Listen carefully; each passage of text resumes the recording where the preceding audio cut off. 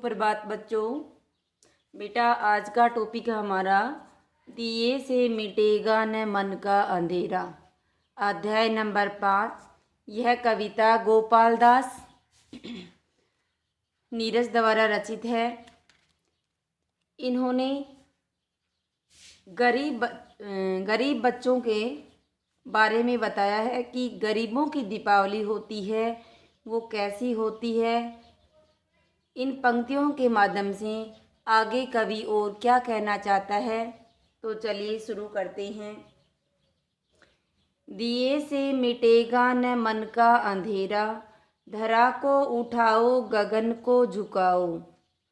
बहुत बार आई गई यह दिवाली, मगर तम जहाँ था वहीं पर खड़ा है। बहुत बार लो जल बुझी पर अभी तक कफन रात का हर चमन पर पड़ा है। न फिर सूर्य रूठे न फिर सौपन टूटे, उषा को जगाओ निशा को सुलाओ। दिए से मिटेगा न मन का अंधेरा, धरा को उठाओ गगन को झुकाओ। तो कवि गोपाल दास सक्सेना की ये प्रसिद्ध कविता है। इसके माध्यम से कवि दीपावली को एक अलग ही नज़रिए से देखा है उसने, और कहा है कि बस दीपक जलाने से हमारे मन का अंधेरा नहीं मिट जाता। दिए से मिटेगा न मन का अंधेरा, यानी कि दीपक जलाने से हमारे मन का अंधेरा दूर नहीं होता, बल्कि अपने मन को अंधकार से हटाने के लिए हमें अपने मन के अंदर जो मन के अंदर द्वेष है, घृणा है, उसको हटाना होगा पहले, या फिर दूसरों के प्रति प्रेम भाव रखना होगा।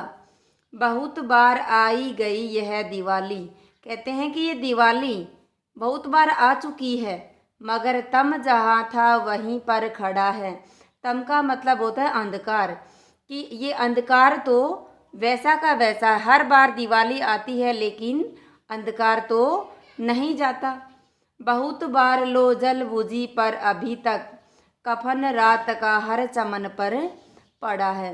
कहते हैं कि बहुत बार लो जल बुझी, यानी कि बत्तियां जली और बुझ भी गई, लेकिन रात्रि का जो कालीमा है वो यूं की यूं है। कफन का मतलब रात्रि की कालीमा को कहा गया है यहाँ पे।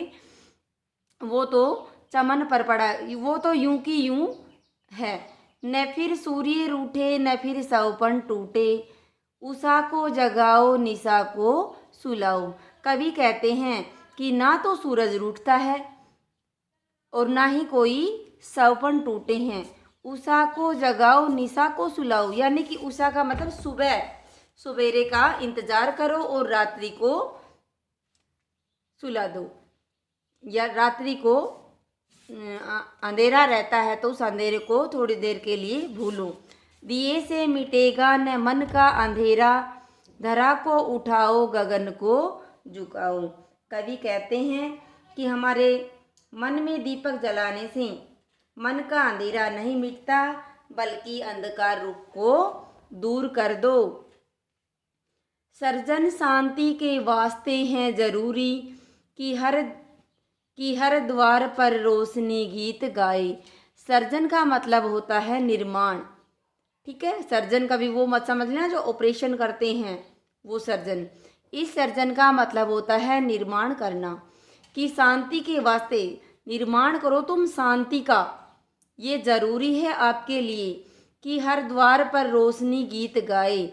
जब तुम अपने मन में अपने चारों तरफ शांति रखोगे तो रोशनी तो अपने आप ही गीत गाएगी। अपने दिल की रोशनी को उजाले में बदलोगे तो अपने आप ही अंधेरा दूर भाग जाएगा।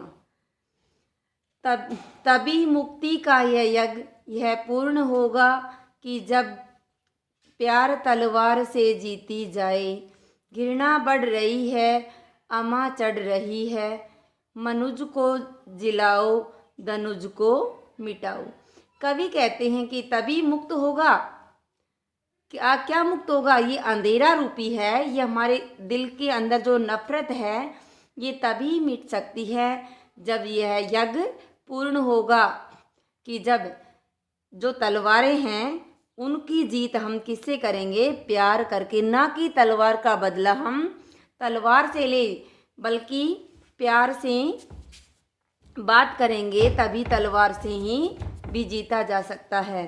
घृणा बढ़ रही है, आपके दिल के अंदर जो घृणा पली हुई है वो बढ़ रही है, अमां चढ़ रही है, और आपके दिमाग में जो बेकार विचार हैं वो चढ़े हुए हैं। मनुज को जलाओ, धनुज को मिटाओ। मनुज का मतलब होता है मनुष्य को तो जगाओ, और धनुज होता है राक्षस या दानव, उसको मिटा दो। अपने अंदर का मनुष्य है उसको तो तुम जिंदा रखो, और जो अपने अंदर जो राक्षस रूपी आत्मा पड़ी है उसको तुम समाप्त करो। दिए से मिटेगा न मन का अंधेरा, धरा को उठाओ गगन को झुकाओ। कवि फिर कहते हैं कि अपने दिल में, तो कवि ने बताया है कि अपने जो दिल के अंदर रोशनी है उसको प्रकाश, दीपक जलाने से हमारे मन का जो अंधेरा, दीपक जलाने से मन का अंधेरा नहीं मिटता है। धरा को उठाओ गगन को झुकाओ। जो गरीब लोग हैं, जो दरिद्र लोग हैं, जो बिल्कुल ही जिनके पास कुछ नहीं, जिनके बच्चे बेचारे इधर उधर भटकते हैं, उन लोगों को ऊपर उठाओ। और जो गगन को झुकाने का मतलब है कि अमीर जो लोग हैं उनको भी थोड़ा झुकाने की कोशिश करो। तो आज पढ़ेंगे बेटा सिर्फ हम यहाँ तक 2 पैराग्राफ, और आज का होमवर्क है बेटा आप दोनों पैराग्राफ की हिंदी आप खुद से बनाएंगे। धन्यवाद।